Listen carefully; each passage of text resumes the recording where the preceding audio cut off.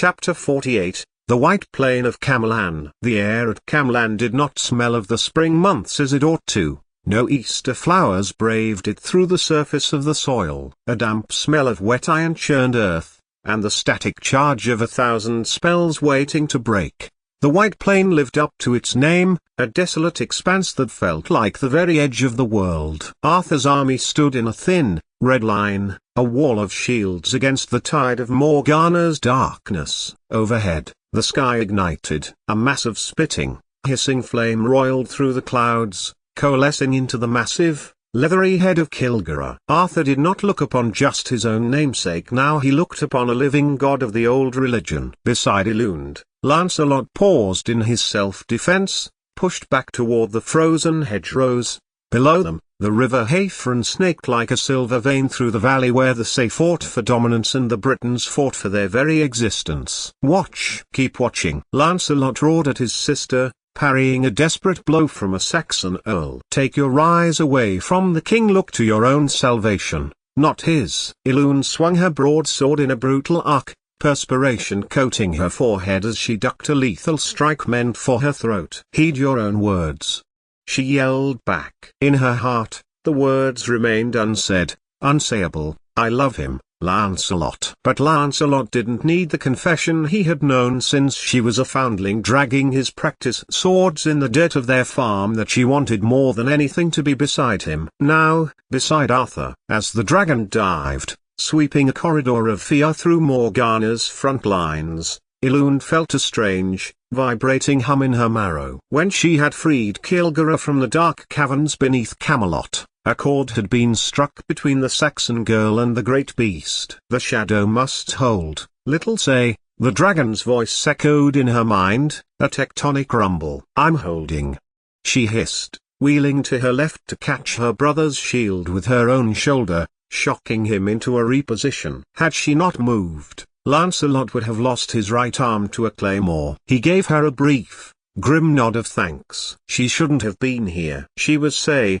a Saxon, the very people currently trying to gut the king. Her real mother had told her the truth before she died. Elune had been cast aside in her swaddlings by her own father. But she had rejected that blood. She had turned herself into Aeled, the silent guardian, the stable hand who became the king's shadow. Then, the texture of the world changed. The air grew thick, tasting of copper and ancient grudges. Mordred. He was no longer the boy she had called Matthew. He was moving through the carnage with a terrifying, serene grace. Elune struck, blade swift, the stroke light and fast, a fatal blow that should have unmade him. But Mordred simply stalked through the steel, unharmed, his eyes fixed on Arthur's back. "Arthur." Elune's voice was a ragged, desperate cry. The world seemed to slow. She reached out, throwing her right arm between the king and his killer. But Arthur was faster. In a move born of years of shared battles, he wrapped a hand around Elune's forearm, pulling her out of the way, enveloping her in his own self as Mordred lunged. Steel met mail. The king and the druid locked together at Camellan, the once and future king and the boy who was his undoing. 8,888,888. Elune scrambled to her feet as Mordred fell, the dragon's final roar shaking the very foundations of the earth. She reached Arthur just as he slumped toward the mud. She caught him, her hands frantically pressing against the jagged gap in his armor. "No, no, no," she whispered, her grit failing her, tears carving tracks through the grime on her face. "You don't get to leave. We had a deal, Arthur Pendragon. You said you were bringing me home." Arthur looked up at her, his eyes clouded but fixed on her face. He reached up, his blood-stained hand trembling as he touched her jaw. "I am home," he wheezed, a faint, ghost of a smile touching his lips. Merlin appeared out of the smoke, his face a mask of ancient,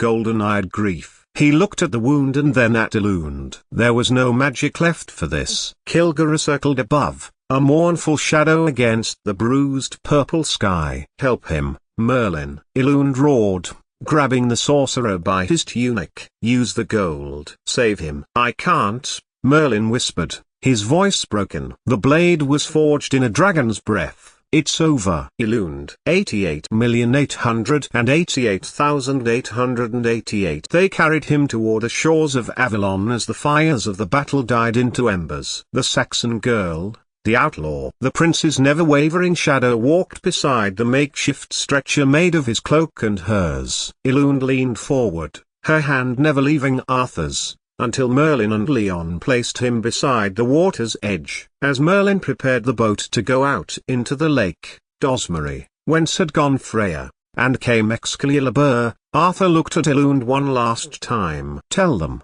he started, his voice a fading breath. "Tell them it wasn't just about the crown. It was about the people who stayed in the dark. Yeah, Broken Bar would be Broken Bar king for every and yeah, Broken Bar I'll tell them, Arthur," she promised, her voice a gritty, final vow. "I'll tell them everything." He looked at her urgently, as the boat moved away, his gaze as he went from life to death, the one that Elund would remember all her life. As the boat drifted into the mist, guided by Merlin's grief, Elund stood on the shore. She was a say without a people, a warrior without a king. But as the distant beat of Kilgara's wings faded into the clouds, she felt the dragon's lingering warmth in her chest. The world would forget the girl who bled for the king, but the king would never have lived without the girl. She turned back toward the ruins of the world, her hand on the hilt of the sword Lancelot had taught her to carry, ready to guard the memory of the light, and then wandered off,